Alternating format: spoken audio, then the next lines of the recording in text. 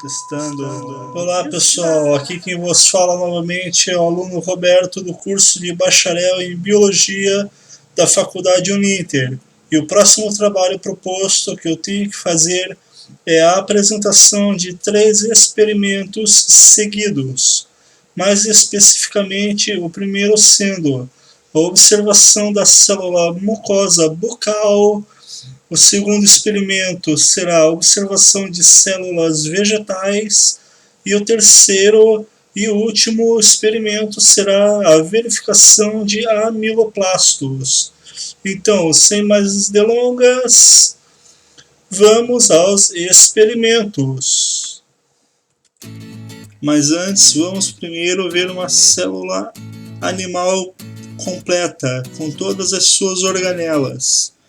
Começando pela membrana plasmática, que a envolve e a protege.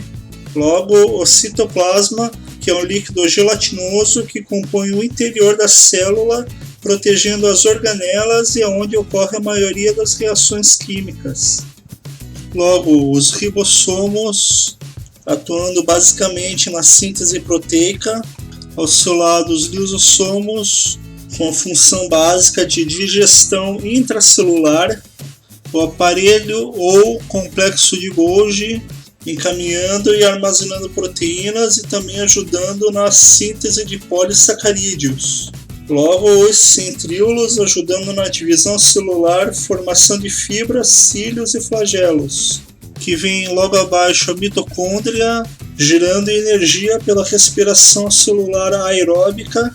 E no canto direito, o peroxissomo decompondo o peróxido de hidrogênio. Logo, o retículo endoplasmático rugoso, ajudando na síntese proteica e transporte intracelular. Logo, o retículo endoplasmático liso, na síntese de esteroides, lipídios e na ativação de certos hormônios. E por último, mas não menos importante, o núcleo, comandando todas as funções celulares através do DNA e no seu interior o nucleolo, onde ocorre a síntese do RNA.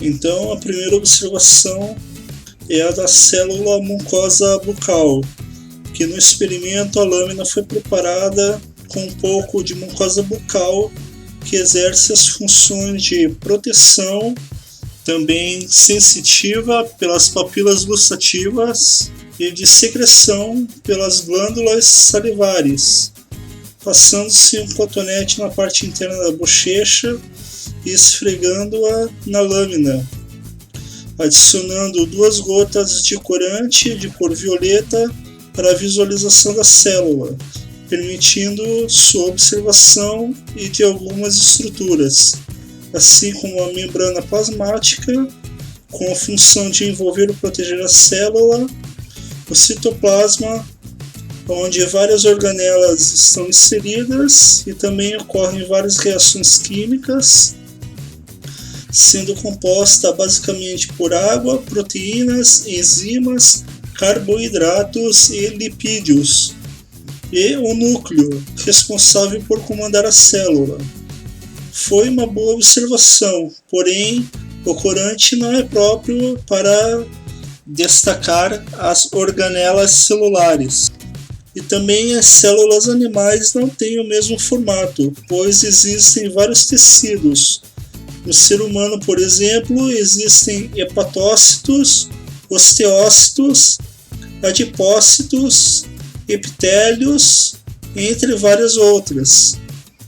E se for posto uma solução hipotônica na célula, ela irá inchar e provavelmente a membrana plasmática se rompa, pois não suporta o excesso de solvente.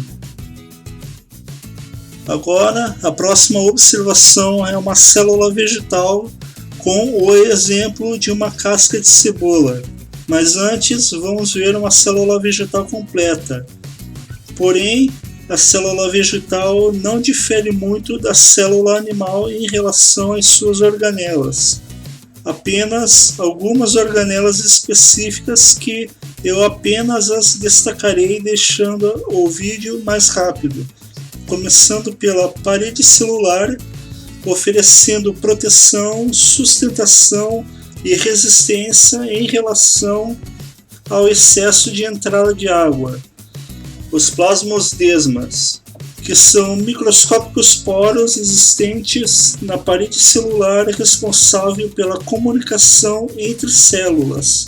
Os cloroplastos são as organelas responsáveis pela fotossíntese, contendo o pigmento clorofila, lhe dando a cor verde e absorvendo a luz solar para que a fotossíntese assim ocorra. O vacúolo tem a função de regular o pH e a entrada e saída de água através da osmose. Os plastos são organelas que dão cor ou não dão cor à planta, sendo divididos em dois grupos, como os leucoplastos, que não possuem pigmento, não dando cor à planta, e os cromoplastos, que possuem pigmento colorido, dando assim cor à planta.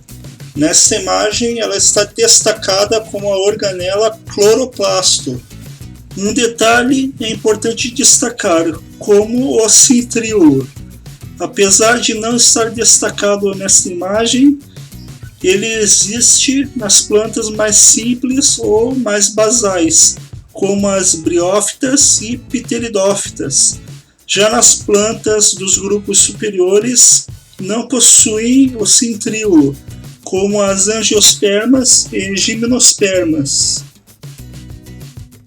Neste experimento, a lâmina foi preparada com uma célula vegetal da casca de uma cebola, adicionando 2 gotas de corante de cor violeta para a visualização da célula e permitindo a observação de algumas estruturas, assim como o núcleo, que controla a célula, o citoplasma, onde ocorre a maioria das reações químicas, e a parede celular, que protege a célula.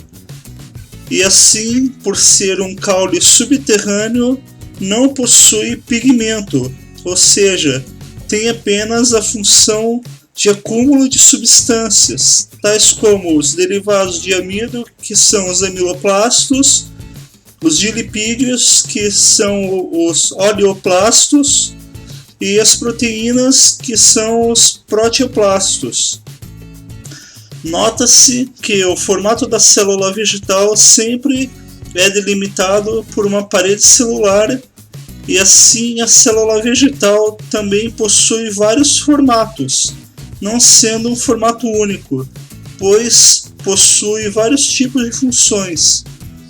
E colocando a célula em uma solução hipotônica, ela irá inchar e, ocorrendo a osmose, a célula absorverá a água, e assim como a célula tem a proteção da parede celular, não se romperá.